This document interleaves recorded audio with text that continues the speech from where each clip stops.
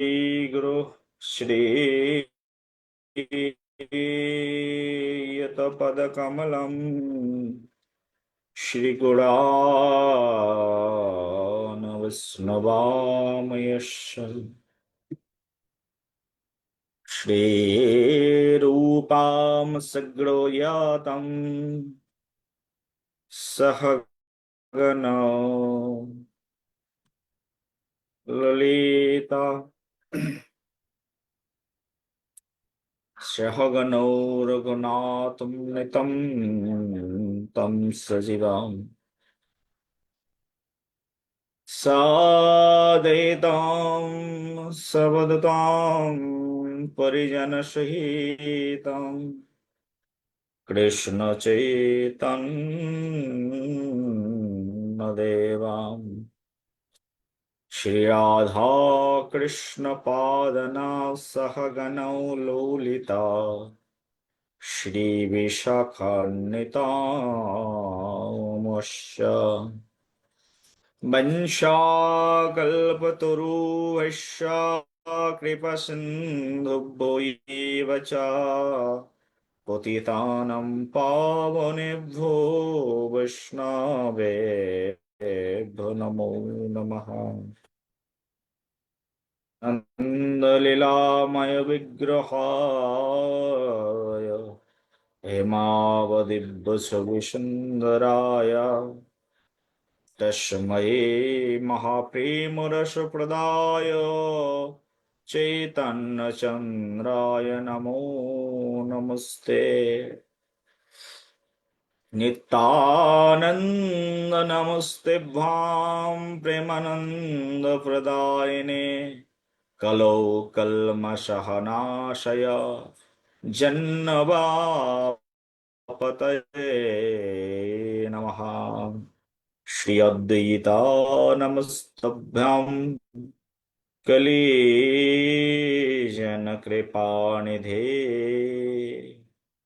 गौरप्रेमप्रदानयो श्री सीतापतये नमः। गदाधरं वन्दे माधवचर्यानन्दनं महाभावस्वरूपं श्रीचैतन्यभिन्नरूपिणम् श्रीवास पंडितां नौमि गौरांगप्रियो पार्षदां यस्य कृपालवेनापि गौरांगे जायते रतिः। वन्दे श्रीकृष्ण चैतन्य नित्यानन्दौ सहदितौ गौड़दये पुष्पवन्तौ चित्रौ शबदौ तमोनुदौ अजानुलम्बितो भुजौ कनकावदातौ संकीर्तनायक पितरौ कमलायताक्षौ विश्वम्भरो द्विजवरो युगधर्मपालो वन्दे जगत्प्रियकरो करुणावतारो। नमो नलिनेत्राय वेणुगाद्विनोदिने राधाधरौ सुधाफणेशालिने वानमालिने राधामरसेश्वरीं रम्यां गोविन्दमहिनं परां वृषभानुसुतां देवीं नमामि श्रीहरिप्रियं। महाभावस्वरूपत्वां कृष्णप्रियावर्यसि प्रेम भक्ति प्रदे देवी राधिके त्वां नमाम्यहम्। वन्दे वृन्दावनो गुरुकृष्णं कमललोचनं वल्लभी वल्लभां देवं राधलिङ्गे विग्रहा श्रीगौराङ्गनित्यानन्द श्री अद्वैत चन्द्र गदाधर श्रीवासदि गौरभक्तवृन्द हरे कृष्ण कृष्ण कृष्ण हरे हरे हरे राम राम राम हरे हरे। कृष्णचंद्र भगवान की जय। जय राधा रमन लाल की। गौर प्रेमानंदे हरि।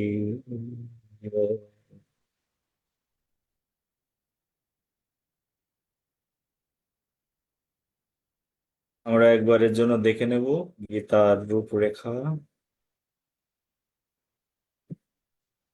দ্বিতীয় অধ্যায়ের 1 থেকে 10 নম্বর শ্লোক পর্যন্ত আত্মজ্ঞান লাভের জন্য আত্মসমর্পণ। 11 থেকে 30 নম্বর শ্লোক সাংখ্যযোগের বর্ণনা।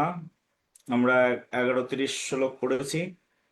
দ্বিতীয় অধ্যায়ের 31 থেকে 38 নম্বর শ্লোক পর্যন্ত ক্ষত্রধর্মে যুদ্ধের আবশ্যকতা। আমরা গত দিনে তাহলে এই ক্ষত্রিয় ধর্মের যুদ্ধের আবশ্যকতা আলোচনা করেছি।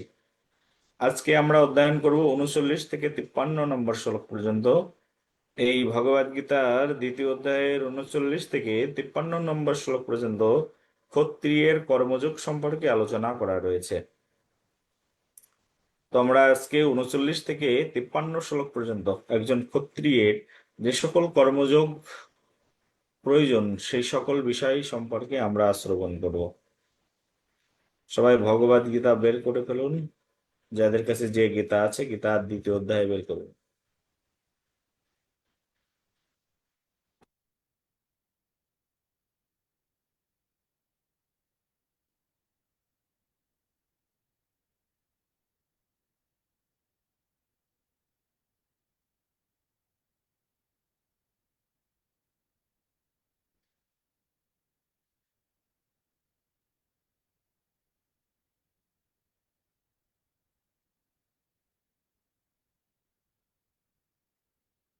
39 থেকে 53 শ্লোক।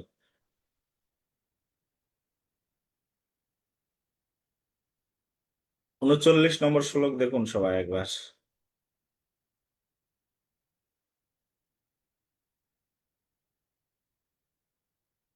39 নম্বর শ্লোক ভগবদ গীতার। কেউ আছে পড়তে চাই? রাধে রাধে বাবা, আমি বলবো।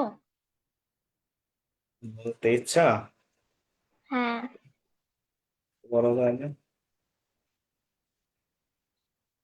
এষা তে অভিহিতা সাংখ্যে বুদ্ধির্যোগে ত্বিমাম শৃণু বুদ্ধ্যা যুক্তো यया পার্থ কর্মবন্ধম প্রহাস্যসি।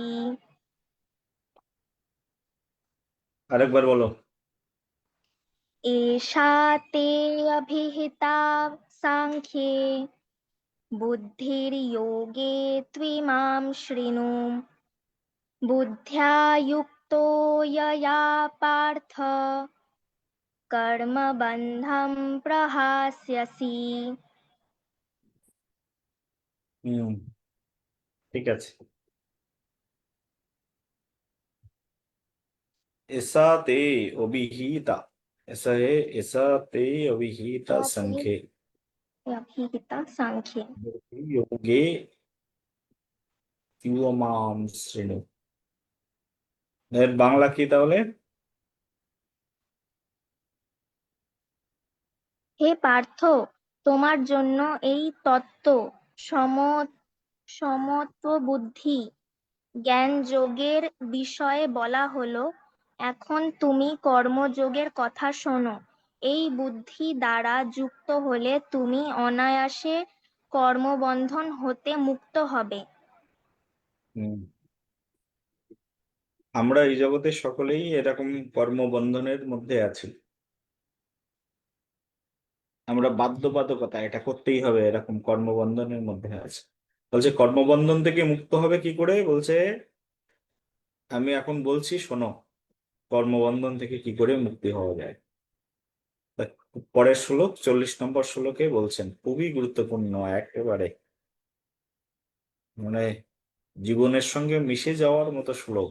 পড়ো এটা দেখি, 40 নম্বর শ্লোক।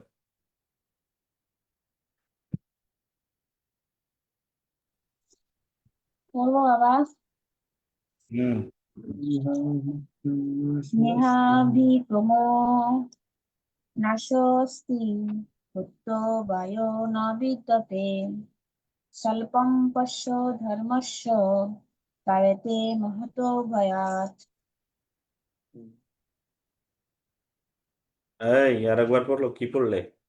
স্নেহাভিক্রমো এটা স্নেহাভিক্রমো উচ্চারণ করো।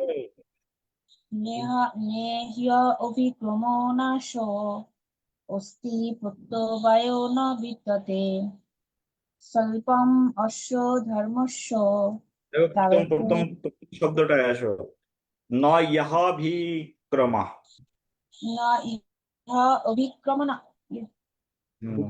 অভিক্রম অভিক্রমণা, হ্যাঁ। ন ইহা নয় অভিক্রম হ্যাঁ, নয় ইহাভিক্রমা। ন তারপরে ইহা অভিক্রম অভিক্রমনাশো অস্তি স্বস্তি, প্রত্যয় না স্বস্তি একসঙ্গে বলবে তো। নহ নাশো ইহাভিক্রমণাশয়স্তে প্রত্যবায় না বিদ্যতে। এবার পড়ো তারপরে, স্বল্পম একবার পড়ো অশ্ব ন ইহা অভিক্রমং প্রথম থেকে। নাশোস্তি ন প্রথম থেকে। ইহা অভিক্রমং নাশোস্তি প্রত্যবায়ো ন বিদ্যতে স্বল্পম অপি অশ্ব ধর্মস্য তাবেতে মহতো ভয়াৎ। স্বল্পমপি সধর্মস্য ত্রায়তে মহত ভয়াৎ। ওকে, বাংলা পড়ো। ভক্তিযোগের অনুশীলন কখনো ব্যর্থ হয় না এবং তার কোনো ক্ষয় নেই। তার স্বল্প অনুষ্ঠানও অনুষ্ঠাতাকে সংসাররূপ মহাভয় থেকে পরিত্রাণ করে। ওকে, ভক্তিযোগ কেমন?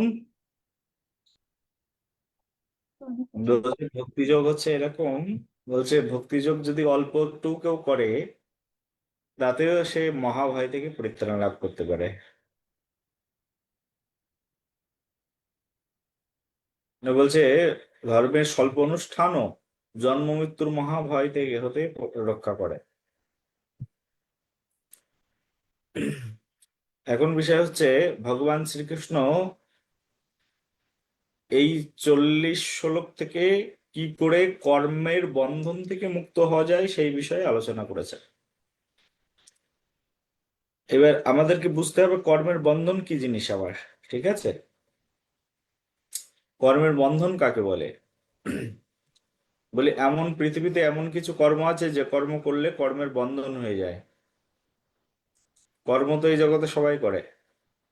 এখনই একটু আগে আমাদের এখানে আমাদের এক ভক্ত এসেছিলেন, নাম হচ্ছে গোবিন্দ শরণ দাস। তিনি আমাকে বলে গেলেন কর্মযোগ আগে, কর্ম না করলে কিছুই হবে না। লোকটা যেহেতু গীতা পড়ে না সেই জন্য বোঝেও না কর্মযোগ কাকে বলে। কর্ম কাকে বলে? বলি একজন মাছ বিক্রি করে সেটাও তো তার কর্ম, একজন মাংস বিক্রি করে সেটাও তো তার কর্ম, একজন চোর মানুষের পকেট থেকে টাকা চুরি করে সেটাও তার কর্ম। চোর প্রতিদিন সকালবেলায় শিয়ালদা স্টেশনে বের হয় যে কার পকেট কেটে টাকা তুলে নিতে পারবো, তাহলে সেই কর্ম, সেটাও তো তার কর্ম। আর চোরের স্ত্রী আর চোরের বাচ্চারা বসে থাকে কখন আমার স্বামী টাকা পয়সা নিয়ে লোকের পকেট কেটে টাকা নিয়ে বাজার করে বাড়িতে নিয়ে আসবে, তখন আমি আহার করব। এ কর্ম ঠিক আছে নাকি? কার কার কাছে ঠিক আছে কর্ম? কর্মযোগ তো এটাও একটা। হাত তোলো দেখি কার কাছে ঠিক আছে এই কর্ম। ঠিক নেই কারো কাছে? এটাও তো কর্মযোগ।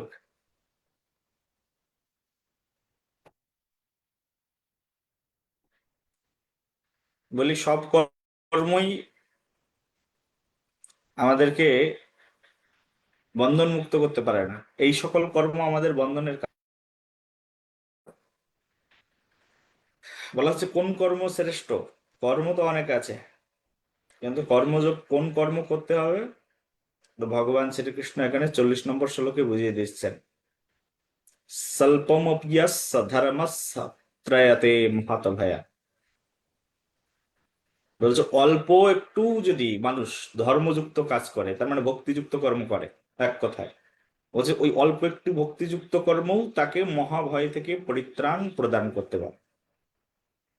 অল্প একটু ধর্মও যদি কেউ পালন করে, তার এই জগৎ সংসারে এমন কাজ করা উচিত যার মধ্যে ধর্ম নিহিত আছে। যদি ধর্ম নিহিত না থাকে, তাহলে সেই কর্ম আমাদের বন্ধনের কারণ।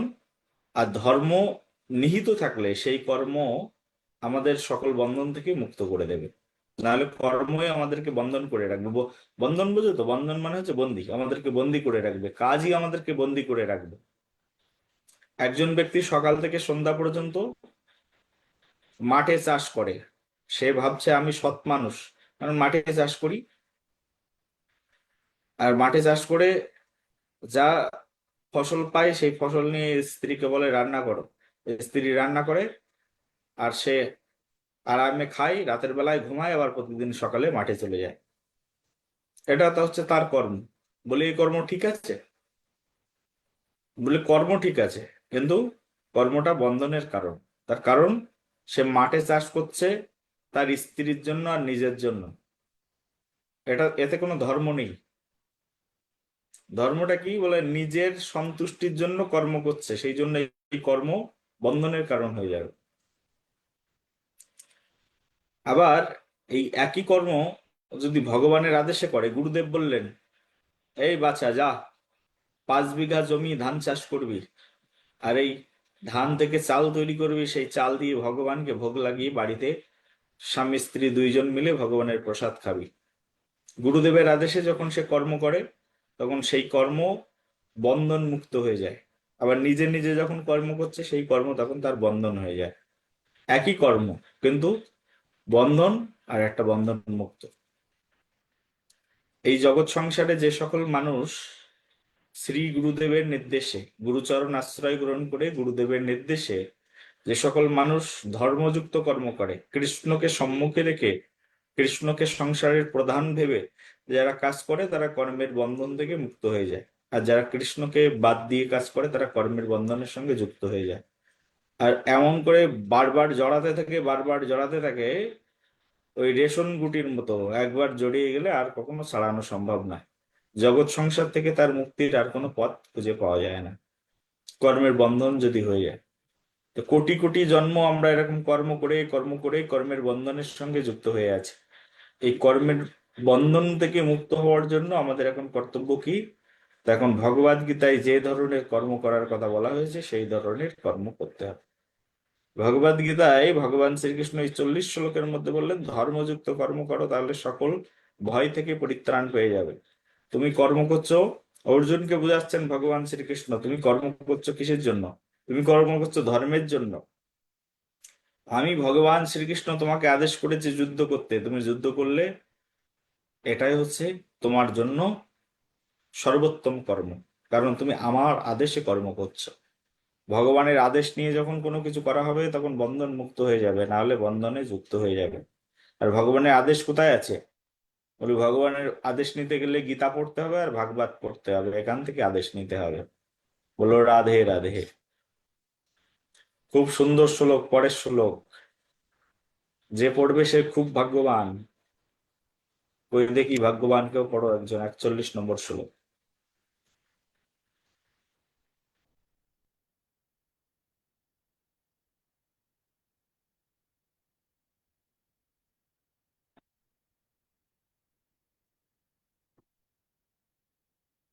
আমি পড়বো প্রভু। উম, व्यवसायन्ति कः बुद्धि एकः कुरुनन्दन बहुशाखा अहन्यन्तश्च बुद्धया बुद्धि अव्यवसायिनम्।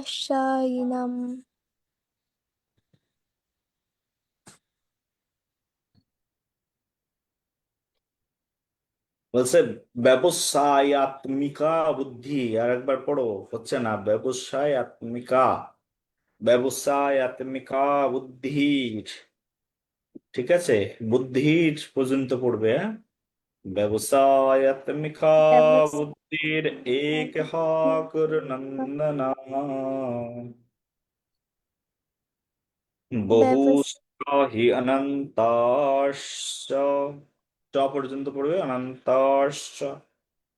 তারপরে আসবে বুদ্ধায় অব্যবসায়িনাম, ঠিক আছে, পড়ো আর হুম একবার। হুম। व्यवसायात्मिका बुद्धि एकः कुरु नन्दन बहुशाखा अनन्तश्च যেখানে থামার बुद्धया দরকার নেই সেখানে কেন থামছো? বহু শাখায় অনন্তাশ্চ, ওখানে बहुशाखया বহু শাখার পরে থেমে अनन्तश्च যাচ্ছে কেন? बुद्धया बहुशाखया अनन्तश्च बुद्धया अव्ययम् अव्यवसायिनाम्।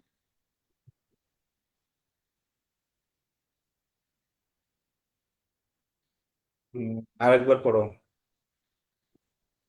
व्यवसायात्मिका बुद्धिः एकैकुरु नन्दन बहुशाखा अनन्ताश्च बुद्धया अवव्यवसायन्मिनम्। তুমি ব্যাকরণ পড়োনি বাড়িতে?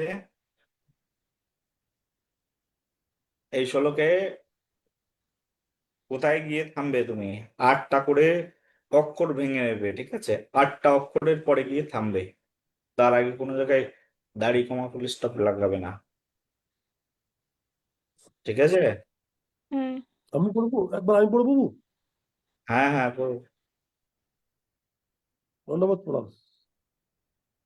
ব্যবসায়িত্মিকা বুদ্ধি একা ইহ কুরু নন্দন বহু শাখা হি অনন্তশ্চ বুদ্ধয় ব্যবসায়িনাম। রাধে রাধে। হ্যাঁ, ঠিক আছে।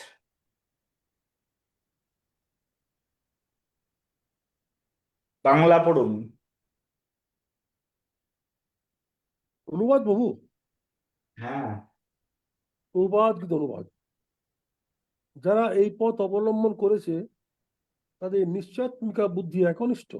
হে কুরুনন্দন, অস্থির চিত্ত সকাম ব্যক্তিদের বুদ্ধি বহু শাখা বিশিষ্ট বহুমুখী। অনুবাদ কিন্তু অনুবাদ সমাপ্ত। রাধে রাধে। তাৎপর্য পড়বো? তাৎপর্য কিসের আবার? ও,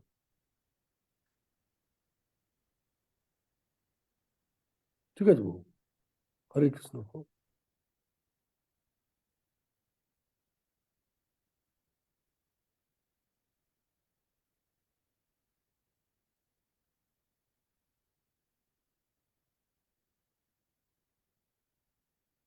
আমার এখানে আবার লোডশেডিং।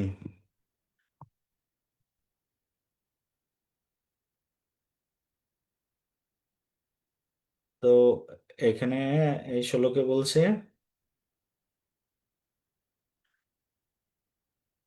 নিষ্কাম কর্মযোগ নিশ্চয়াত্মিকা বুদ্ধি একনিষ্ঠ হয়, কিন্তু অস্থির চিত্ত সকাম ব্যক্তিদের বুদ্ধি বহু শাখা বিশিষ্ট এবং বহুমুখী। বলছে নিষ্কাম কর্মযোগে নিশ্চয়াত্মিকা বুদ্ধি একনিষ্ঠ হয়। যদি কেউ নিষ্কাম কর্ম করে, বলছে তার বুদ্ধি একনিষ্ঠ হয়।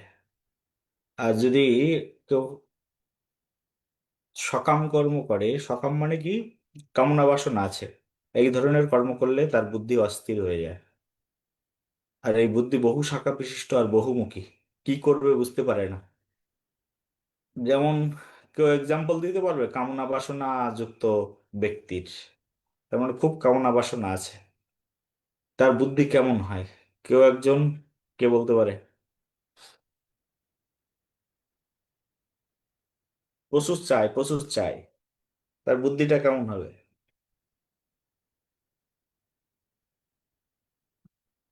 কে বলবে? সকাম হবে, হরে কৃষ্ণ, রাধে রাধে, সকাম হবে। হ্যাঁ, কেমন হবে সেটা এক্সাম্পল দিতে পারবে কে? যেমন এই, এই জনজগতে যারা দেবদেবীর পূজা করে, তারা হুম। ভাবে যে আমার আমার ছেলের জন্য চাকরি হয়, আমার মেয়ের বিয়ে হয়, একটা শাড়ি দেবো মা দুর্গাকে, মা কালীকে, এই যে এগুলো যে সকাম। হুম, একদম ঠিক। কিন্তু কৃষ্ণ ভক্তিতে কোনো সকাম নেই, নিষ্কাম করতে হবে। আমি আমার যে এই কি করলাম, আমি যে নিবেদন করলাম, আমি যে ভক্তি করছি, তার ফলটা ভগবানকে অর্পণ করতে হবে, ভগবানের উপর ছেড়ে দিতে হবে। আমার ভক্তিটা ইম্পর্টেন্ট, নিজে এটা যে নিষ্কাম। হুম, একদম রাইট। তো এখানে সেই কথাই বর্ণনা করেছেন ভগবদ গীতায় 41 নম্বর শ্লোকে। ভগবান বলছেন যে যাদের এইরকম চিন্তা ভাবনা আছে, ব্যবসায় আত্মিকা বুদ্ধি যাদের, বলছে যাদের সকাম বাসনা, তাদের বহু শাখা বিশিষ্ট, তার মানে শেষ হয় না তাদের। এটা চাই, সেটা চাই, সেটা চাই, সেটা চাই, সবসময় চাওয়ার মধ্য দিয়ে থাকে। তাদের এগুলো শেষ হয় না, তাদের বাসনা। এবং তাদের মন, চিত্ত, চিত্ত মানে মন, তাদের মন সবসময় অস্থির থাকে, কি করবে বুঝতে পারে না। হুম। সকালে মনে করে যে আজকে আমি ইট ভাটার ব্যবসা করব, আর দুপুর বেলায় মনে করে না আমি কম্পিউটার বিক্রির ব্যবসা করব। আবার রাতের বেলায় ভাবে যে আমি কাপড় চোপড় বিক্রির ব্যবসা করব। কারণ প্রচুর চাহিদা তাদের, চাহিদা অনুসারে তাদের মন মানসিকতা খুব চঞ্চল থাকে। সকাম কর্মী যারা, সকাম কর্মীরা বিশেষ করে তারা দেবদেবতাদের উপাসক হয়ে যায়। কারণ তারা বিজনেস করে দেবদেবতাদের সঙ্গে, ব্যবসা করে। মা কালীকে বলে মা কালী, বা তারাপীঠে গিয়ে বলল মা তারা দেবী, আমি একটা 10 লাখ টাকার শেয়ার কিনেছি, যদি সাকসেসফুল হয়ে যায় না 5 লাখ টাকা তোমার। হুম, এই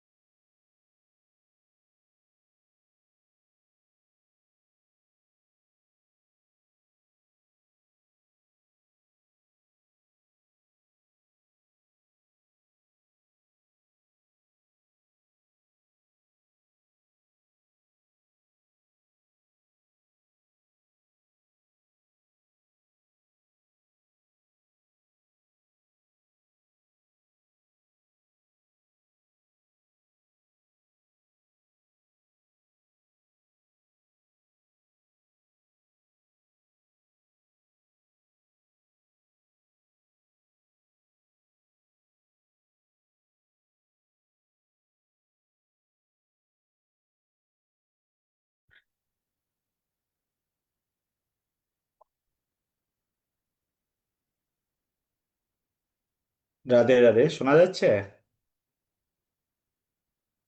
জয় রাধে। শোনা যাচ্ছে। এই যে ব্যবসায়িকা বুদ্ধি বলছে, এই কারণে আমাদের বুদ্ধি,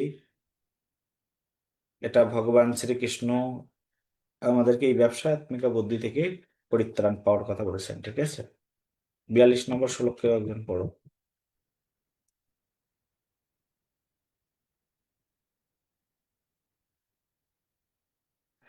42 শ্লোক পড়ো কেউ একজন। আমি বলবো, বাবা, হুম।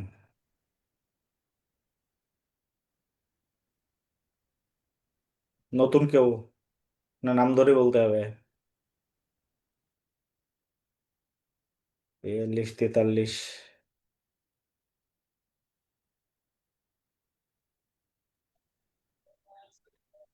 রাধে রাধে গুরুজি, আমি পড়ছি। হুম, পড়ো। ইয়ামিমাম পুষ্পিতাম বাচম প্রবদন্ত বিপশ্চিত বেদবাদোরতা পার্থ নান্যদ স্থিতি বাদিনা কামাত্মানা স্বর্গপরা জন্ম কর্ম ফলপ্রদাম ক্রিয়া বিশেষ বহুলাম ভোগৈশ্বর্য গতিম প্রতি। ও আমি করছি। পরেরটাও পড়ো। গুরুজি দুটোই পড়লাম, 42, 43। পরেরটা একসঙ্গে পড়ো। পরেরটা 44। হুম। ভগৈশ্বর্য প্রসক্তানাম ত্রয়া অপহৃত চেতসাম ব্যবসায়িক মিকা বুদ্ধি সমাধৌ না বিধীয়তে। ঠিক আছে, হচ্ছে। একটু একটু আটকে যাচ্ছে। টান দেওয়ার অনু- দরকার, টান দেবে, ঠিক অনুবাদ আছে। করবো? হ্যাঁ, হ্যাঁ, অনুবাদ করো। অনুবাদ। বিবেক বর্জিত মানুষরাই বেদের পুষ্পিত বাক্যে আসক্ত হয়ে স্বর্গ সুখ ভোগ উচ্চকুলে জন্ম ক্ষমতা লাভ আদি সকাম কর্মকেই জীবনের চরম উদ্দেশ্য বলে মনে করে। ইন্দ্রিয় সুখভোগ ও ঐশ্বর্যের প্রতি আকৃষ্ট হয়ে তারা বলে যে তার ঊর্ধ্বে আর কিছুই নেই। যাদের চিত্ত জড় সুখ ভোগ ও ঐশ্বর্যের প্রতি একান্তভাবে আসক্ত, সেই সমস্ত বিবেক বর্জিত বিমূঢ় ব্যক্তিরা ভগবানের ভক্তিযুক্ত সেবায় একনিষ্ঠতা লাভ করে না।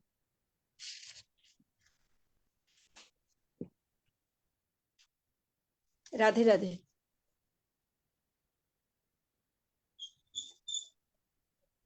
তাহলে বলছে এখানে অবিবেক বলা হচ্ছে এখানে। বলো, অবিবেচক কাদেরকে বলা হচ্ছে? বিবেক বর্জিত কাদেরকে বলা হবে? স্বর্গসুখ ভোগ করতে চায় যারা।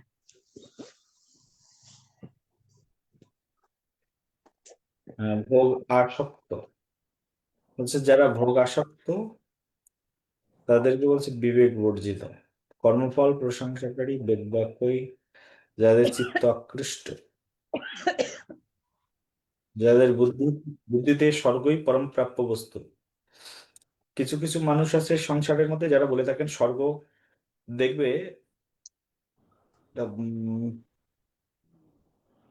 তুমি জাজ করে দেখবে আশেপাশে বেশিরভাগ মানুষ তারা এটুকুই জানে যে ভালো কাজ করলে স্বর্গে যাব আর খারাপ কাজ করলে নরকে যাব। এর বাইরে তাদের আর কোনো জ্ঞান নেই। বলা হচ্ছে এই ধরনের ব্যক্তিকেও বিবেক বর্জিত বলা হয়েছে, যাদের স্বর্গ পর্যন্ত জ্ঞান সীমিত, সীমাবদ্ধ। স্বর্গের উপরে আর কিছু আছে বলে তারা জানে না। তো বলা হচ্ছে এরা হচ্ছে কামাসক্ত ব্যক্তি। স্বর্গ পর্যন্তই তাদের জীবনের শেষ, আর কিছুই জানে না। এবার স্বর্গের উপরে আর কিছু জানতে গেলে তাহলে আমাদেরকে গীতার আশ্রয়ে আসতে হবে, ভাগবত মহাপুরাণ পড়তে হবে। গীতা শেষ হয়ে গেলেই শুরু হবে ভাগবত মহাপুরাণ। আর গীতা কিন্তু আমাদেরকে সূত্র দিয়ে দেয়। এবার সূত্র দিয়ে তো চলে না। আমরা যখন ছোটবেলায় স্কুলে পড়েছি, অঙ্ক করেছি না, অঙ্ক করার সময় আমরা অঙ্কের সূত্রগুলো নিয়ে তারপরে আমরা অঙ্ক করতাম, যেখানে সূত্রের প্রয়োজন। কোথাও এ প্লাস বির হোল স্কোয়ারের সূত্র প্রয়োজন, কোথাও এ মাইনাস বির হোল স্কোয়ারের সূত্র, কোথাও এ কিউ প্লাস বি কিউবের সূত্রের প্রয়োজন। যখন যে সূত্রের প্রয়োজন তখন আমরা সেই সূত্রটা সেখানে লাগিয়ে দিতাম। তো ভগবদ গীতা হচ্ছে এরকম সূত্র, আমাদের জীবন ধারণের সূত্র। আর ভাগবত মহাপুরাণটা হচ্ছে আমাদের জীবনের প্র্যাকটিক্যাল দর্শন। তো সেই জন্য আমাদের এই ভগবদ গীতার এই সূত্রটাকে আমরা যখন ভাগবত মহাপুরাণ পড়ব, তখনই আমরা আমাদের জীবনের পূর্ণাঙ্গ সিদ্ধান্ত সম্পর্কে জানতে পারবো। ভগবদ গীতা দিয়ে শুরু হলো, সূত্র মুখস্থ করে রাখলাম, এবার প্র্যাকটিক্যালি অঙ্ক করতে হবে ভাগবত মহাপুরাণে গিয়ে, ঠিক আছে? তো সেই জন্য জগৎ সংসারের বেশিরভাগ মানুষ এই স্বর্গ নরক পর্যন্তই তাদের জীবনের সবকিছু বলে মনে করে। হুম। বলছে যাদের বুদ্ধিতে স্বর্গই পরমপ্রাপ্য বস্তু, এবং যারা বলে থাকেন স্বর্গ হতে বড় কিছু নেই, এইরূপ অবিবেকী, বলছে এদেরকে অবিবেক বলা হচ্ছে, বিবেক বর্জিত ব্যক্তি বলা হচ্ছে। যে পুষ্পিত অর্থাৎ আপাতত মনোহর বাক্য বলেন, যা জন্মরূপ কর্মফল প্রদান করে এবং ভোগৈশ্বর্য প্রাপ্তির জন্য নানা ক্রিয়ার বর্ণনা করে। সেই বাক্য দ্বারা যাদের চিত্ত অপহরিত হয়ে ভোগ ঐশ্বর্যের প্রতি আসক্ত, তাদের নিশ্চয়াত্মিকা বুদ্ধি শুদ্ধা বুদ্ধি হতে পারে না। শুদ্ধ বুদ্ধি কাদের হয় বলা হচ্ছে, যাদের এই স্বর্গ বা ভোগ ঐশ্বর্যের উপরে যাদের চিন্তা চেতনা আছে, তাদেরই শুদ্ধ বুদ্ধি হয়। কিন্তু যাদের স্বর্গ পর্যন্ত বুদ্ধি, তার মানে দেব দেবতাদের উপাসনা পর্যন্ত বুদ্ধি আছে যাদের, আছে এই বুদ্ধি একেবারে নষ্ট বুদ্ধি। আর ভগবান শ্রীকৃষ্ণ কি ধরনের কর্মযোগ করতে হবে এই 42-44 শ্লোকে বলেছেন তিনি, যে আমাদের ওই ধরনের বুদ্ধি থাকলে চলবে না যে আমরা স্বর্গে যাব, স্বর্গের সুখ ভোগ করব। আমাদের যে কর্ম করা উচিত সেটা স্বর্গ প্রাপ্তির জন্য নাই, আমাদের কর্ম করা উচিত ভগবানের সন্তুষ্ট করবার জন্য। ভগবান শ্রীকৃষ্ণ সেই শিক্ষাই অর্জুনকে প্রদান করেছেন, ঠিক আছে? না হলে আমরা যদি শুধুমাত্র আমাদের নিজেদের সুখ ভোগ করবার জন্য কর্ম করি, বলা হচ্ছে সেটা অবিবেকপূর্ণ কর্ম। তাহলে সেই ক্ষেত্রে দেখা যায় আমাদের এই সংসারের মধ্যে যত মানুষ আছে, সবাই নিজেদের সুখ ভোগের জন্যই কর্ম করছে। একজন স্কুলের মাস্টার মশাই সারাদিন স্কুলে গিয়ে লেকচার দিচ্ছে, বিনিময়ে কিছু টাকা পায়, সেই টাকা দিয়ে নিজের জন্য এয়ার কন্ডিশন কিনছে, ফ্রিজ কিনছে, টেলিভিশন কিনছে, আরামায়েশ পূর্ণ জীবনযাপন করছে। বলা হচ্ছে এটা অবিবেক পূর্ণ জীবনযাপন, ঠিক আছে? এটা ওই স্বর্গ প্রাপ্তিরই নামান্তর। একজন রেল সার্ভিসম্যান বা একজন এমবিবিএস ডাক্তার বা একজন উকিল, একজন ব্যারিস্টার বা একজন রাজনীতিবিদ, যে যে পোস্টেই চাকরি বাকরি করুক না কেন, সে যখন এই স্বর্গ ভোগের জন্য কাজ করছে, তার মানে সুখ ভোগের জন্য যখনই কাজ করছে, নিজের আত্মসুখ ভোগের জন্য কাজ করছে, তার মানে সে স্বর্গের এই স্বর্গভোগেরই নামান্তর সেটা, ঠিক আছে? বলা হচ্ছে এই ধরনের কর্ম কখনো তাকে ভগবত চরণে অর্পণ করতে পারে না। এই ধরনের কর্ম অবিবেচক ব্যক্তিরা এই ধরনের কর্ম করে, নিজের সুখের জন্য কর্ম অবিবেচক ব্যক্তিরাই করে। এখন তোমরা বুঝে নাও কোন ধরনের কর্ম করবে। ভগবান শ্রীকৃষ্ণ অর্জুনকে বলেছেন এই ধরনের কর্ম করো না, এটা শুদ্ধ বুদ্ধির উদয় করে না, নিশ্চয়াত্মিকা শুদ্ধ বুদ্ধি দেয় না। এখন তোমরা চিন্তা করো, এখানে যারা যারা ভগবদ গীতার ক্লাস করছো, আমাদের কোন ধরনের কর্ম করা উচিত, ঠিক আছে না?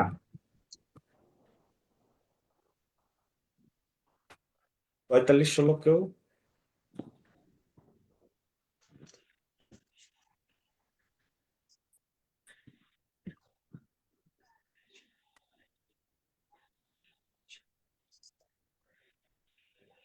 45 শ্লোক বাবা বলবো?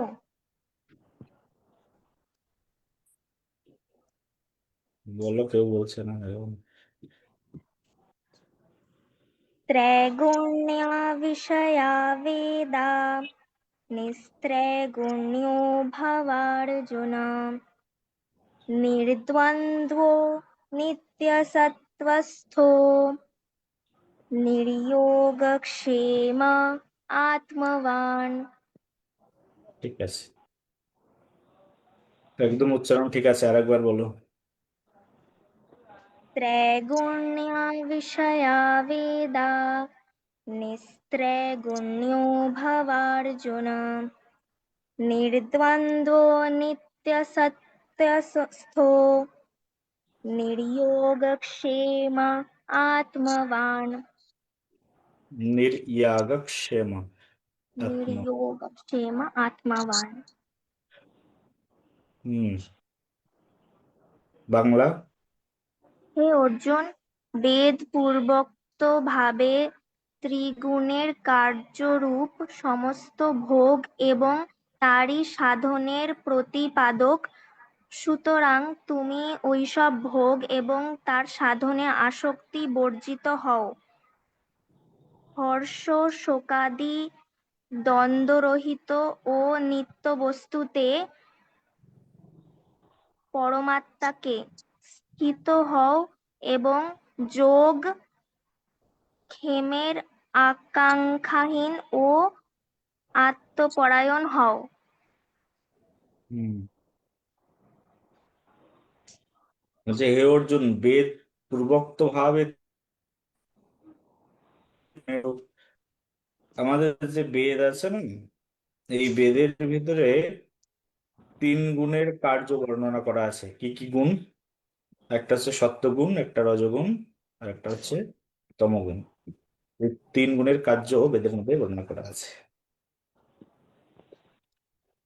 এই 3 গুণের যা কার্য, তা ভোগ ভোগ ঐশ্বর্যের দিকে ধাবিত করে আমাদের। সত্যগুণ কখনো কখনো আমাদেরকে সাত্ত্বিক ভাবনায় নিয়ে আসে, কিন্তু আমাদেরকে, আমরা যখন ভাগবত মহাপুরাণ পড়বো না, এই শ্লোকে পরিপূর্ণ অ্যাপ্লাই ওখানে আছে, যে বিশুদ্ধ সাত্ত্বিক ভাব। ঠিক আছে? যখন প্রহ্লাদ মহারাজের জীবনী পড়বো আমরা ভাগবত মহাপুরাণে, যখন ষষ্ঠ স্কন্ধ থেকে ঢুকে যাব, তখন থেকে আসবে এইগুলো। সপ্তম স্কন্ধে তখন এই শুদ্ধ ভাব। এবার যখন দশম স্কন্ধে যাব, দশম স্কন্ধে গেলে ভাগবত মহাপুরাণে এই শ্লোকের পূর্ণাঙ্গ অ্যাপ্লাইটা ওখানে গিয়ে করতে পারবো আমরা। ঠিক আছে? এখানে এই যে বলছে না ভগবান শ্রীকৃষ্ণ, যে হর্ষ শোকাদি দ্বন্দ্বরহিত নিত্য বস্তুতে পরমাত্মাতে স্থিত হও। এই পরমাত্মাতে স্থিত হওয়ার এই শিক্ষা একমাত্র দশম স্কন্ধে গিয়ে পাওয়া যায়। শ্রীমতী রাধারানীকে ভগবান শ্রীকৃষ্ণ ছেড়ে চলে যায় 100 বছর।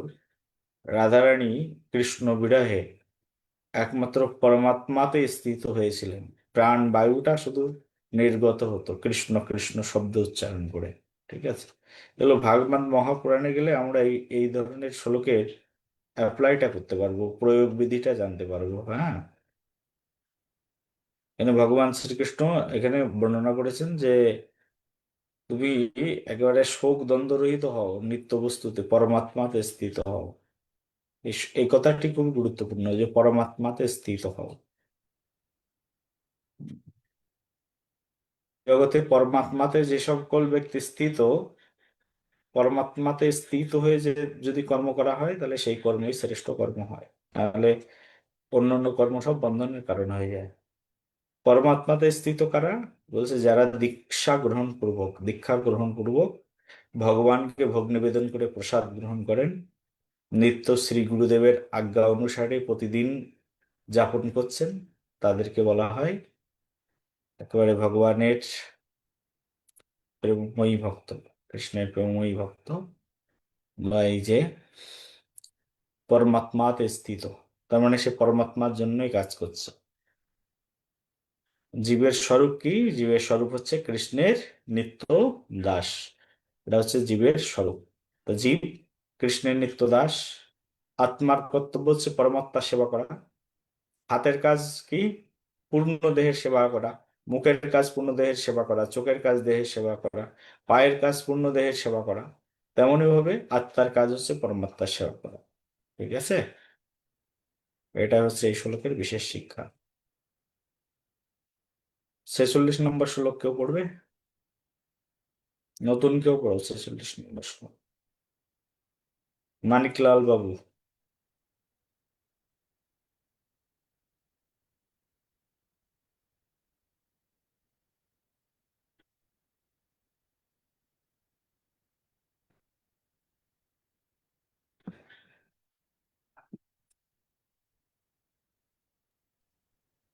রাধে রাধে বাবা, কোথায় মনে পড়ছে?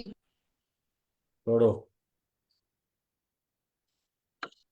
यावनार्थादोपाने सर्वतः संप्लुतादके तावन् सर्वेषु वेदेषु ब्रह्मणस्याभिजानतः। আরেকবার পড়ো। বাং- यावनर्थादोपाने सर्वतः संप्लुतादके तावन् सर्वेषु वेदेषु ब्रह्मणस्याभिजानतः। বাংলা। সর্বত্র পরিপূর্ণ জলাশয় প্রাপ্ত হলে ক্ষুদ্র জলাশয়ে মানুষের যেটুকু প্রয়োজন থাকে, ব্রহ্ম তত্ত্ব জ্ঞানী ব্রাহ্মণের বেদে ততটাই প্রয়োজন থাকে। এখানে টিকাটা পড়ে নেবে, হ্যাঁ, দেবসনজির টিকা পড়ে নেবে প্রত্যেকে এই শ্লোকের। সর্বত্র পরিপূর্ণ জলাশয়ে প্রাপ্ত হলে ক্ষুদ্র জলাশয়ে মানুষের যে প্রয়োজন থাকে, ব্রহ্মতত্ত্বজ্ঞানী ব্রাহ্মণের বেদে ততটাই প্রয়োজন থাকে।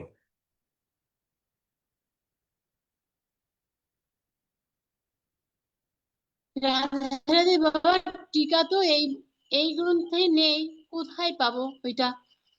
পিডিএফ পাঠানো আছে, পিডিএফ এর মধ্যে পড়ে নেবে। পিডিএফ পাঠিয়ে ঠিক আছে, দিয়েছিলাম তো বলদেব বিদ্যাভূষণ প্রভুপাদের। ঠিক আছে।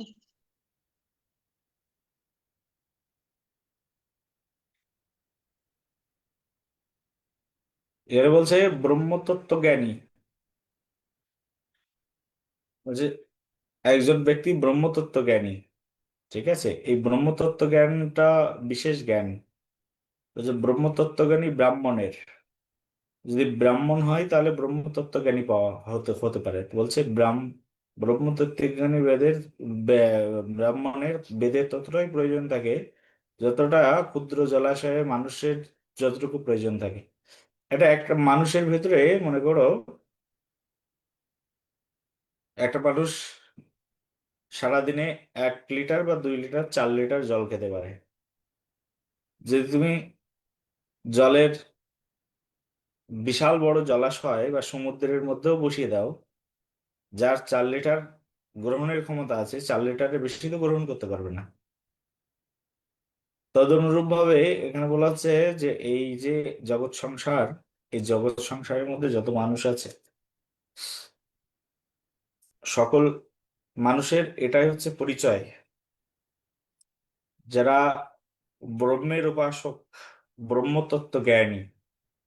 এই ব্রহ্মতত্ত্ব জ্ঞানী ব্যক্তি যারা আছে তারা জানতে পারেন বা বুঝতে পারেন যে তার এই জগতে কোনটা প্রয়োজন আর কোনটা প্রয়োজন না। প্রয়োজন অনুসারে কাজ করবার ক্ষমতা ব্রহ্মতাত্ত্বিক ব্রহ্মবিদ ব্যক্তিরই থাকে।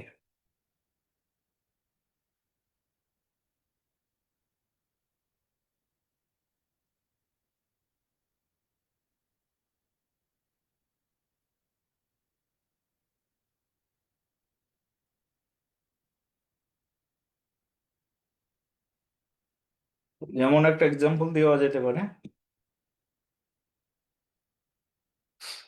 ব্রহ্ম তত্ত্ববিদ বা ব্রহ্মজ্ঞানী, তিনি জানেন যে ভগবান সর্বত্রই আছেন।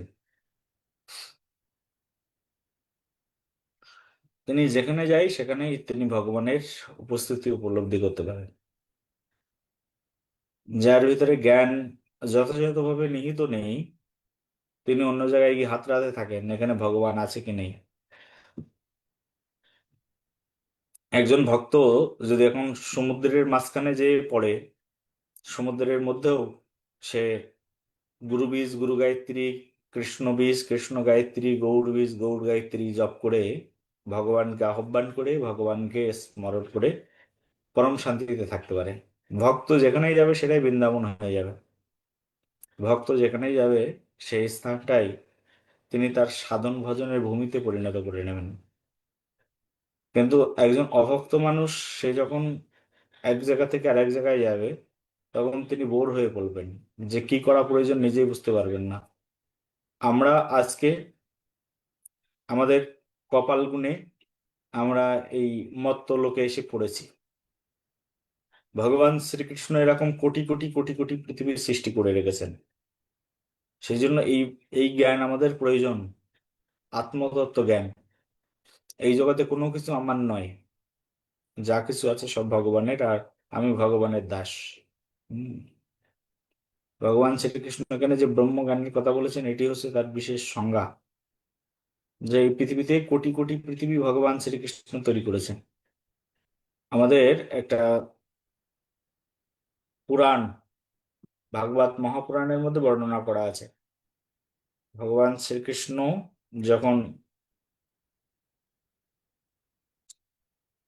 তিনি কারণ সমুদ্রের উপরে শুয়ে থাকেন, তখন তার এক একটা লোমকূপের উপরে এক একটা পৃথিবী ভেসে থাকে। তাহলে চিন্তা করো, এক একটা লোমকূপের উপরে যদি এক একটা পৃথিবী ভেসে থাকে, সে কত বড় বিশাল পৃথিবীকে তিনি তার অঙ্গের মধ্যে ধারণ করে রেখেছেন। এরকম কোটি কোটি পৃথিবী আছে। তো আমাদের সৌভাগ্যক্রমে আমরা এই পৃথিবীতে মর্ত্যলোকে কলিযুগে এসে জন্মগ্রহণ করেছি। যাদের সৌভাগ্য আছে তারা সত্য যুগে আছে। এখনই মরে গেলে তুমি সত্য যুগেও চলে যেতে পারো, যদি তুমি ব্রহ্ম সত্যে স্থিত থাকো, বা পরমাত্মাতে তুমি যদি আহ তোমার মনকে স্থির রাখো, ভগবানের কোনো নেয়ারের সেবায় চলে যেতে পারো, পরম ধাম গোলক ধামে, সেটাও সম্ভব। একজন ভক্ত যেখানে যে অবস্থায় থাকুক না কেন, সে অরণ্যে হোক, গৃহে হোক, আর যেখানেই থাকুক না কেন, যখন তার এই ব্রহ্মস্থিতি থাকবে, পরমেশ্বর ভগবানের প্রতি তার জ্ঞান থাকবে, তিনি সেই স্থানে থেকেই ভজন করে পরম সিদ্ধি লাভ করতে পারেন। ঠিক আছে? তো যুদ্ধক্ষেত্রে দাঁড়িয়েও সেখানেও ভগবান শ্রীকৃষ্ণ দেখিয়েছেন যে যুদ্ধের চারিদিকে যুদ্ধ হচ্ছে, আর যুদ্ধক্ষেত্রে দাঁড়িয়ে ভগবান শ্রীকৃষ্ণ অর্জুনের সামনে ভগবদ গীতার মতো এত বড় বিজ্ঞান বলে দিলেন। ধর্মচর্চা করার সময় নাকি এটা? হাতে যুদ্ধ করবে, এখন মৃত্যুর ডামাডোল বাজছে, আর তখন সেখানে ভগবান শ্রীকৃষ্ণ ভগবদ গীতা শুনিয়ে দিলেন। তো সব জায়গায় সমান, যুদ্ধক্ষেত্র কি আর সেটা গৃহক্ষেত্র কি আর সন্ন্যাস ক্ষেত্র কি, সব জায়গায় সমান। ঠিক আছে? ব্রহ্মজ্ঞানীর ব্যক্তির কোনো এই ধরনের বোধ থাকে না, তিনি সর্বত্রই কৃষ্ণময় দেখতে পাবেন। চৈতন্য চরিতামৃতেরও অনেক উন্নত দর্শন আছে। যত্র যত্র নেত্র পড়ে তত্র তত্র কৃষ্ণ পড়ে। একজন ভক্ত যেদিকেই তাকাবে সেদিকেই শুধু কৃষ্ণকেই দেখতে পাবে। ঠিক আছে? 47 নম্বর শ্লোক পড়ো একজন।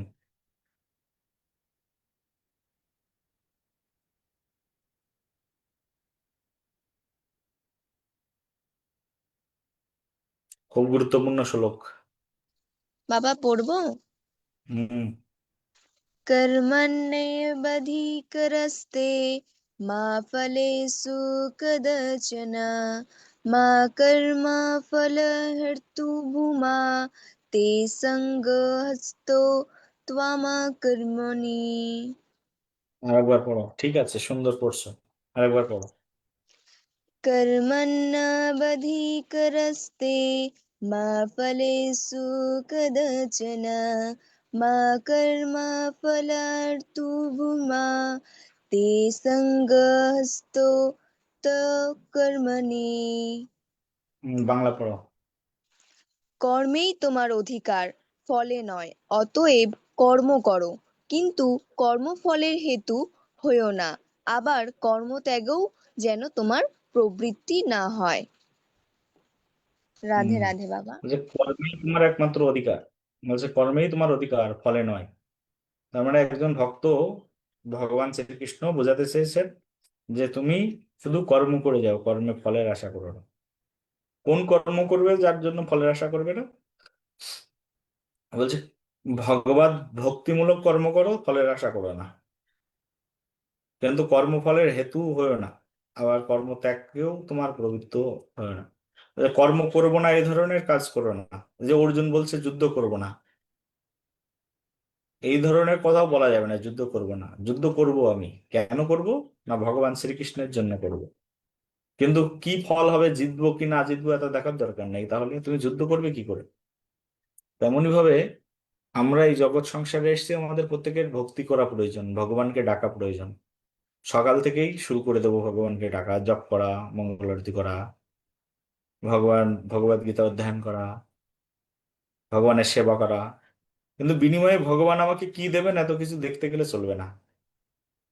কেউ কেউ ভাবে, আমাদের মন্দিরের কিছু ভক্তরা আছে, তারা ধরে এরকম ভাবে অনেকে, যে আমরা প্রতিদিন যাচ্ছি মন্দিরে, যে রান্না বান্না করছি, সেবা করছি, এত কিছু করছি, মন্দির থেকে আমাদেরকে কি দেবে এই চিন্তা ভাবনা করে, বা আমাদের গুরুদেব আমাদেরকে কি বিশেষ গিফট দেবে এই চিন্তা ভাবনা করে যদি কর্ম করা হয়, বলা হচ্ছে সেই কর্ম আবার বন্ধনের কারণ হয়ে যাবে। ঠিক আছে, ভগবানের জন্য কর্ম করো, চিন্তা করো না, ভগবান তোমাকে পুরস্কার দেবেন, আজকে না দিক ভবিষ্যতে দেবেন, ভালো ফলই হবে, খারাপ ফল হবে না যদি কেউ ধর্মযুক্ত কর্ম করে। কিন্তু ফল এখনই পেতে হবে এমনটি নয়। সেজন্য জয়ও আসতে পারে কোনো কর্মে, পরাজয়ও আসতে পারে, কিন্তু আমি তো ভগবানের জন্য করছি, জয় পরাজয়ের তো চিন্তা করে কি লাভ? আমি নিরামিষ খাওয়া শুরু করলাম, কেউ কেউ ভাবছে আমি তো এখন কলকাতাতে থাকি, নিরামিষ খাই, ভগবানকে ভোগ লাগিয়ে প্রসাদ পাই। তা আমি কয়েকদিন পরে আমি অ্যাডমিশন নেওয়ার জন্য আমি যাব মুম্বাইতে। আর মুম্বাই শহরে গিয়ে আমি নিরামিষ কি করে খাবো? বলি এত চিন্তা করার দরকার নেই, তুমি নিরামিষ খাওয়া শুরু করেছো, ভগবানকে ভোগ লাগিয়ে প্রসাদ পাওয়া শুরু করেছো, শুরু করে দাও। তুমি যেদিন মুম্বাইতে যাবে সেদিন ভগবান স্বয়ং তোমার খাবার নিয়ে রাস্তায় দাঁড়িয়ে থাকবেন, তোমার চিন্তা করতে হবে না। ঠিক আছে, বিষয়টা হচ্ছে এরকম। কর্ম করে যাও, কর্মফলের জন্য চিন্তা করো না। কি কর্ম? বলছে কৃষ্ণে কৃষ্ণ ভক্তিমূলক কর্ম, এই কর্ম আমাদেরকে করতে হবে। 48 শ্লোক পড়ো তো।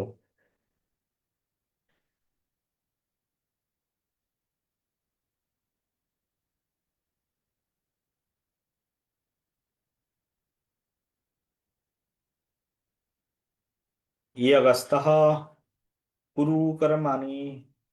কই কে পড়বে? বাবা পড়বো। হুম। योगस्थः कुरु कर्माणि सङ्गं त्यक्त्वा धनञ्जय सिद्ध्या असिद्ध्योः समो भूत्वा समत्वं योग उच्यते। আর বাংলা? বাবা একটু উপরে করুন। হে ধনঞ্জয়, তুমি আসক্তি ত্যাগ করে এবং সিদ্ধি অসিদ্ধিতে সমভাবাপন্ন থেকে যোগস্থ হয়ে সকল কর্ম করো, এই সমত্বকেই যোগ বলা হয়। হ্যাঁ, বলছে হে ধনঞ্জয়, তুমি এই অর্জুন কে বলছেন, হে ধনঞ্জয় তুমি আসক্তি ত্যাগ করো। এই অর্জুনকে ধনঞ্জয় বলার কারণ, অর্জুন কিন্তু ধন সংগ্রহ করে বেড়াতো, সেই জন্য তার নাম হচ্ছে ধনঞ্জয়। যজ্ঞের জন্য ধন সংগ্রহ করতো, সেই জন্য তার নাম ধনঞ্জয় হয়েছে, না? বলছেন ধনঞ্জয়, তুমি আসক্তি ত্যাগ করে সিদ্ধি অসিদ্ধিতে সমভাবাপন্ন হয়ে যোগস্থ হয়ে সকল কর্ম করো, এই সমত্বকেই বলা হয় যোগ। এই করবার প্রবণতা বলছে তুমি আসক্তি ত্যাগ করো। মেন কথা ভগবান শ্রীকৃষ্ণ এখানে বললেন তুমি আসক্তি ত্যাগ করো। এই কর্মের জন্য আমাদের আসক্তি ত্যাগ করতে হয়। আসক্তি অনেক প্রকারের আছে, ঠিক আছে? বলছে জড় জগতের তো এক প্রকারের আসক্তি আছে। জড় জগতের আসক্তি গুলো যেমন মনে করো, কারো ধন সম্পদ উপার্জনের আসক্তি, কেউ ভালো খাওয়ার আসক্তি, গতদিন আমি বলছিলাম পাঠের মধ্যে, কারোর আহারের প্রতি আসক্তি আছে, কারোর সম্পদ উপার্জনের প্রতি আসক্তি আছে, কারোর ঘরের প্রতি আসক্তি আছে, কারোর ঘরের বিছানার প্রতি আসক্তি আছে, বিছানায় বসলেই হয় এই কেন কেন কেন কেন আমার বিছানায় বসলে কেন। কারোর আলমারির প্রতি আসক্তি আছে, কারোর বইয়ের প্রতি আসক্তি আছে, বুকস রিডিং এর প্রতি আসক্তি আছে, আসক্তির শেষ নেই। কারোর মন্দিরের প্রতি আসক্তি আছে, বিভিন্ন ধরনের আসক্তি থাকে। তো ভগবান এখানে বলছেন আসক্তি ত্যাগ করো। কিন্তু আসক্তি ভালো, কিছু কিছু ক্ষেত্রে। এটা আমরা যখন অম্বরীশ মহারাজের জীবনী পড়বো তখন আমরা জানতে পারবো ভাগবত মহাপুরাণে। আমি প্রয়োগ বিধি বলে দিচ্ছি, সব ভগবদ গীতা থেকে ভাগবতে নিয়ে প্রয়োগ বিধি বলে দিচ্ছি। অম্বরীশ মহারাজের জীবনী পড়বো যখন ভাগবতে ঢুকে, তখন আমরা বুঝতে পারবো আসক্তি কোন ধরনের আসক্তি আমাদেরকে কোন স্তরে উন্নীত করতে পারে। হরিনামের প্রতি আসক্তি ভালো, সাধু সঙ্গের প্রতি আসক্তি ভালো, বৈষ্ণব সঙ্গের প্রতি আসক্তি ভালো, কীর্তনের প্রতি আসক্তি ভালো, এগুলো ভালো। কিন্তু সবগুলো এরকম ছোট ছোট ভক্তিমূলক আসক্তি বা ভক্তিমূলক কর্ম আমাদেরকে ভগবানের সঙ্গে যুক্ত করে দেয়। আর জড় জগতের আসক্তি, কোনো বস্তুর প্রতি আসক্তি, জাগতিক আসক্তি, এগুলো আবার আমাদেরকে ধ্বংস করে দেয়। ঠিক আছে। আবার ভগবান শ্রীকৃষ্ণ এই যে যত আসক্তি আছে, তো যে ব্রহ্মজ্ঞানী ব্রহ্মে স্থিত ব্যক্তির আবার বলছে কোনো আসক্তি থাকে না। জন্ম মৃত্যু জরা ব্যাধি কোনো কিছুতে তারা আসক্ত নয়। এমনকি দেহের প্রতি আসক্তি নেই, কোনো দেহের প্রতি আসক্তি নেই, চিন্তা চেতনার প্রতি আসক্তি নেই, কর্তব্য কর্ম করে যাচ্ছে। এই ধরনের ভক্ত আবার শ্রেষ্ঠ। ঠিক আছে। ভগবান শ্রীকৃষ্ণ এখানে এই আসক্তি ত্যাগের কথা বলা হয়েছে। বলছে তাহলে তুমি প্রকৃত যোগী তাকেই বলা হয় যিনি আসক্তি থেকে মুক্ত। 49 শ্লোকে দেখো, পড়ো তাড়াতাড়ি। রাধে রাধে বাবা পূর্ব হম।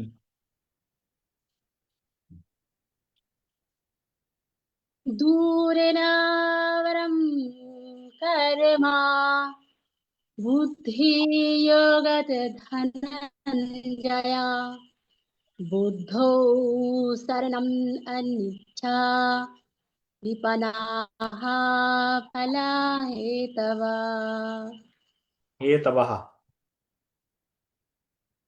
हेतवः হ্যাঁ, এই বাংলা পড়ো। সমত্ব এই সমত্বরূপ বুদ্ধিযোগ যোগ অপেক্ষা সকাম কর্ম নিতান্তই নিকৃষ্ট। তাই হে ধনঞ্জয়, তুমি সমত্ব বুদ্ধি যোগের আশ্রয় নাও, কারণ যারা ফলের হেতু হয়, অর্থাৎ ফল আকাঙ্ক্ষা বশত কর্ম করে, তারা অত্যন্ত দীন। রাধে রাধে বাবা প্রণাম। হম। তার মানে এক কথায় সকাম কর্মকে নিকৃষ্ট কর্ম বলা হয়েছে, কামনা বাসনা যুক্ত কর্ম করবে না। ঠিক আছে। সকাম কর্ম বাদ দিতে হবে আমাদেরকে, ভগবান শ্রীকৃষ্ণ এটাই বোঝাতে চেয়েছেন। ওকে। সকাম কর্ম, কামনা বাসনা যুক্ত কর্ম।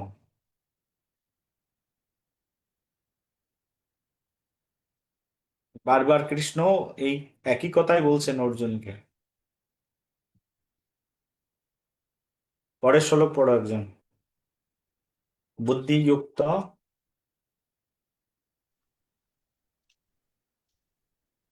পড়ছি গুরুজি। রাধে রাধে। হুম।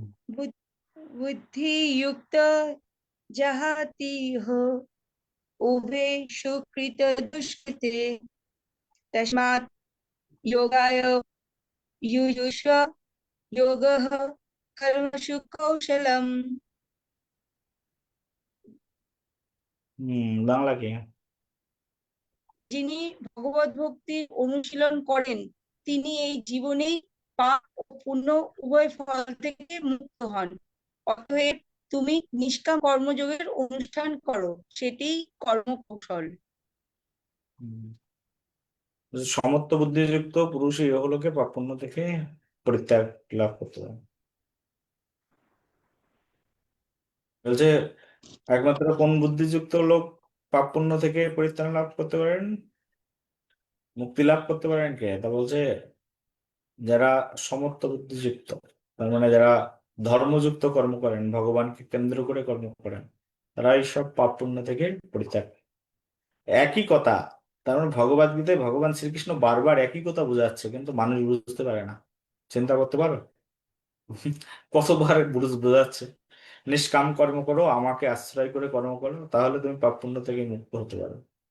এই জগৎ জীব এতবার এত শ্লোক দিয়ে ভগবান শ্রীকৃষ্ণ বোঝাচ্ছে যে আমাকে কেন্দ্র করে কর্ম করো, কিন্তু জগতের জীব ভগবানকে কেন্দ্র করে কর্ম করে না। এটা হচ্ছে আমাদের এই জগতে সবচেয়ে আশ্চর্যজনক ঘটনা। হ্যাঁ, ভগবানকে বাদ দিয়ে কাজ করে, স্বামীর জন্য কাজ করছে কেউ, স্বামী স্ত্রীর জন্য কাজ করছে, বাচ্চা কাচ্চা মানুষ করছে, বাবা মা নিজের করছে নিজের সাপোর্ট। কিন্তু কোনো বাচ্চা কাচ্চাকে কোনো বাবা মা মনে করে যে আমি আমার বাচ্চাটাকে গুরুকুলে পড়াই, আমি একে সাধু বানিয়ে দেবো? সবাই এসে আমার কাছে বলে যে আমার বাচ্চাটাকে আশীর্বাদ করুন যেন চাকরি পায়। বলে চাকরির জন্য বাচ্চা মানুষ করা? ভগবান শ্রীকৃষ্ণ এই শিক্ষা দেননি। বাচ্চা মানুষ করবো কেন? তো বাচ্চা মানুষ করার কারণ হচ্ছে একে সাধু বানাবো, একে কৃষ্ণ ভক্ত বানাবো। এই বাসনা কারণ নেই। বলে বাবা মার এই বাসনাটাও কলুষিত বাসনা, যে বাচ্চা কাচ্চার কাছ থেকে আমি বুড়ো হলে আমাকে দেখবে, এইবার বাসনাটাও খারাপ বাসনা। ঠিক আছে, ভগবান শ্রীকৃষ্ণ এখানে বারবার এই কথাই বোঝাচ্ছেন, আমার জন্য কর্ম করো, পাপ পুণ্য থেকে মুক্ত হয়ে যাবে। বুঝতে পারলে আমার কথা? পরের শ্লোক পড়ো, 51 নম্বর। কর্মজাম বুদ্ধিযুক্তা। বাবা বলবো? হুম। কর্মজম বুদ্ধিযুক্তা হি ফলম ত্যক্ত্বা মনীষিণঃ জন্মবন্ধ বিনির্মুক্তাঃ পদম গচ্ছন্তঃ অনাময়াম। ঠিক আছে, বাংলা।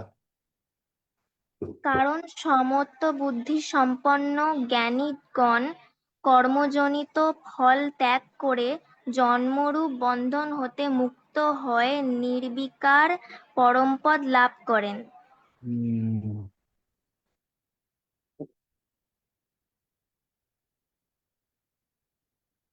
যদি তুমি ভক্তিযুক্ত কর্ম করো তাহলে কি হবে বলছো? ভক্তিযুক্ত কর্ম করলে বা ধর্মযুক্ত কর্ম করলে জ্ঞানীগণ কর্মজনিত ফল ত্যাগ করে বহু জন্মরূপ বন্ধন থেকে মুক্ত হতে পারে। ভক্তিযোগের আশ্রয় নিলে, এখানে ভক্তিযোগের আশ্রয়ের কথা বলেছে, ভক্তিযোগের আশ্রয় নিলে মানুষ জন্মরূপ বন্ধন থেকে মুক্ত হয়ে পরমপদ লাভ করে।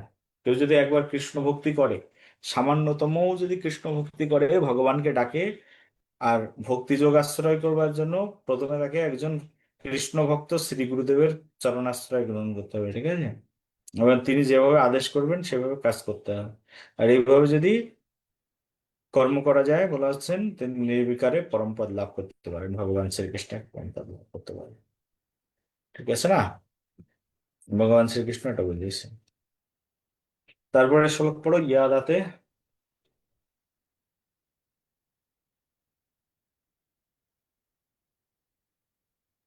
এ আছে মহাভাগ্য, পড়বো আমি? কেউ তো মতো পড়ছে না, কেউ পড়ি। পড়ার মতো কেউ নেই। পড়ো। কি বলবো? কেউ পড়তেই পারে না, তো পড়বে কি করে? বাংলা লেখাপড়া শেখে। ইয়াদা পড়ো, আমি পড়ো তুমি, তোমরা আমি বাংলা পড়বো। পড়েছো, তোমরা পড়ো। আমি ইয়াদা পড়বো। তে মহাকালিলম বুদ্ধির্ব্যতীতারিষ্যতি তদা গন্তাসি নির্বেদম ত্রতায়ব্যস্যাস্ত্রতস্য চ। আরেকবার বাংলা পড়ো, পড়বো? শ্লোক পড়ো আরেকবার। ইয়াদা यदा ते महाकलिलं बुद्धिर्व्यतीतयिष्यति तदा गन्तासि निर्वेदं ত্রতাবশ্যস্ত্রতস্য চ। ঠিক আছে, বাংলা। যখন যখন তোমার বুদ্ধি মোহরূপ কর্দম সম্পূর্ণরূপে অতিক্রম করবে, তখন তুমি শ্রুত এবং শ্রোতব্য ইহলোক এবং পরলোক সম্পর্কীয় সমস্ত বিষয় ভোগে বৈরাগ্য প্রাপ্ত হবে। রাধে হম, রাধে। বলছে যখন তুমি বুদ্ধি, তোমার বুদ্ধি যখন মোহরূপ একদম সম্পূর্ণরূপে অতিক্রম করবে, আমাদের বুদ্ধি মোহিত হয়ে যায়, ঠিক আছে, আমরা বুঝতে পারি না আমাদের কি করা কর্তব্য, এটাকে বলে মোহিত অবস্থা। শ্রুত বা শ্রোতব্য ইহলোক পরলোকে সম্পর্কে সমস্ত বিষয় ভোগে বৈরাগ্য প্রাপ্ত হবে। আমাদের বুদ্ধিটা এরকম না, যখন আমরা রজগুণের আশ্রয়ে থাকি তখন আমাদের রাজসিক বুদ্ধি হয়ে যায়, সত্যগুণ সম্পন্ন থাকলে সত্যগুণের বুদ্ধি বুদ্ধি হয়ে যায়, আবার তমগুণের মধ্যে থাকলে তমগুণের বুদ্ধি হয়ে যায়। বুদ্ধিটা সবসময় গুণের মধ্য দিয়ে আমাদেরকে আবৃত করে রাখে, যেমন আকাশে সূর্য উঠেছে কিন্তু কখনো কখনো মেঘ আবৃত করে রাখে, তেমনি আমাদের সঙ্গ প্রভাব আমাদের বুদ্ধিকে মোহিত করে রাখে। সেই জন্য ভালো অ্যাসোসিয়েশন দরকার, ভালো সঙ্গ দরকার, ভগবদ গীতা রেগুলার স্টাডি করার দরকার, তাহলে মোহ থেকে মুক্ত হতে পারবো, ঠিক আছে। তারপরে আমাদের শ্রবণ শ্রোতব্য বিষয় সবকিছুই আমাদের বৈরাগ্যময় হয়ে যাবে, যদি অ্যাসোসিয়েশন ভালো না থাকে তাহলে সমস্যা হয়ে যাবে, ঠিক আছে। বলো রাধে রাধে। আজকে এখানেই থাক তাহলে। আমার এখানে লোডশেডিং, তারপরে নেটের প্রবলেম চলছে।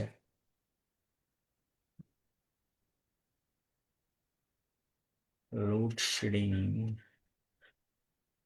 বলো রাধে রাধে। রাধে রাধে। সবাইকে ধন্যবাদ। রাধে রাধে প্রণাম রাধে বাবা। প্রণাম।